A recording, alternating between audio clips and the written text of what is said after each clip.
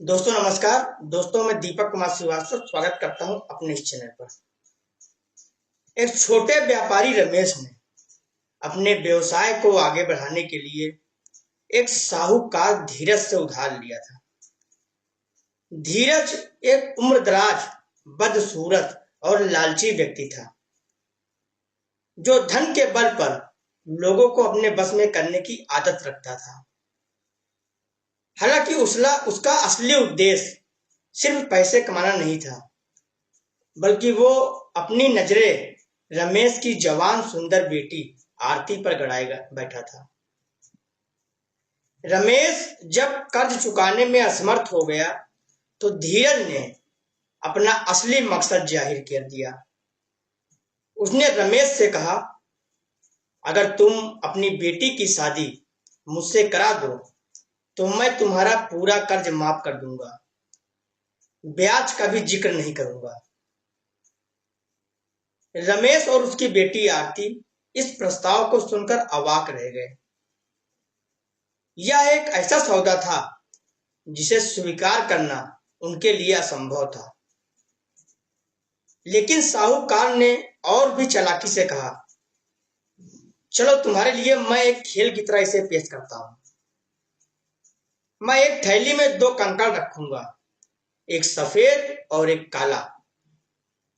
तुम्हारी बेटी बिना देखे उस थैली से एक कंकड़ निकालेगी। अगर उसने सफेद कंकड़ निकाला तो ना उसे मुझसे शादी करनी होगी और ना ही तुम्हें कर्ज चुकाना होगा। लेकिन अगर उसने काला कंकड़ निकाला तो उसे मुझसे शादी करनी होगी और मैं तुम्हारा कर्ज माफ कर दूंगा। अगर उसने कंकड़ निकालने से मना किया तो मैं तुम्हें जेल भिजवा दूंगा। यह सुनकर रमेश और आरती और भी परेशान हो गए। उनके पास कोई विकल्प नहीं था। गांव के लोग और साहूकार रमेश के घर के पास बने बगीचे में इकट्ठा हुए, जहां सफेद और काले कंकड़ से बनी बजरी बिछी थी।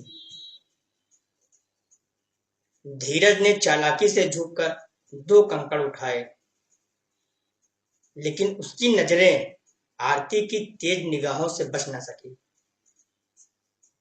आरती ने देख लिया कि धीरज ने दोनों कंकड़ काले रंग के उठाए थे और अपनी चालाकी से उन्हें थैले में डाल दिया था। अब सवाल यह था कि आरती क्या करेगी।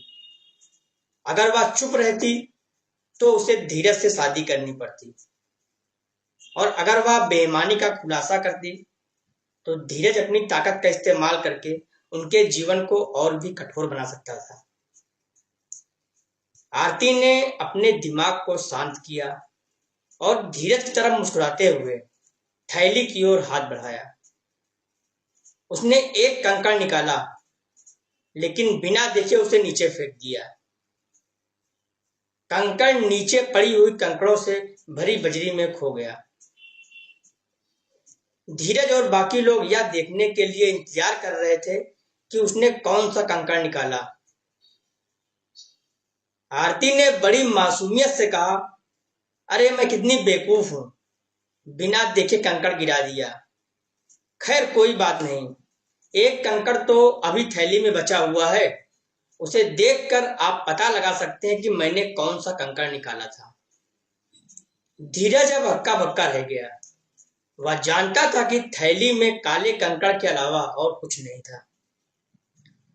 अगर थैली में काला कंकड़ है तो इसका मतलब यह होगा कि आरती ने सफेद कंकड़ निकाला था, जो असल में वहां था ही नहीं। लेकिन वह अपनी बेईमानी को कबूल नहीं कर सकता था। साहूकार को आरती की चतुराई के सामने झुकना पड़ा। उसने मजबूरी में स्वीकार किया कि आरती ने सफेद कंकड़ निकाला है, और इस तरह न सिर्फ उसकी शादी से बचाव हो गया, बल्कि उसके पिता का कर्ज भी माफ हो गया। साहूकार धीरज का चेहरा लटक गया था और उसे अपनी हार माननी पड़ी।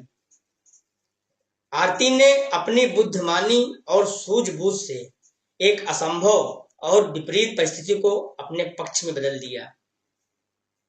यह घटना पूरे गांव में चर्चा का विषय बन गई और आरती की प्रशंसा चारों ओर होने लगी। दोस्तों, एक कहानी ने साबित कर दिया कि कभी कभी सबसे कठिन परिस्थितियों में भी शांत दिमाग और चतुराई से जीत हासिल की जा सकती है।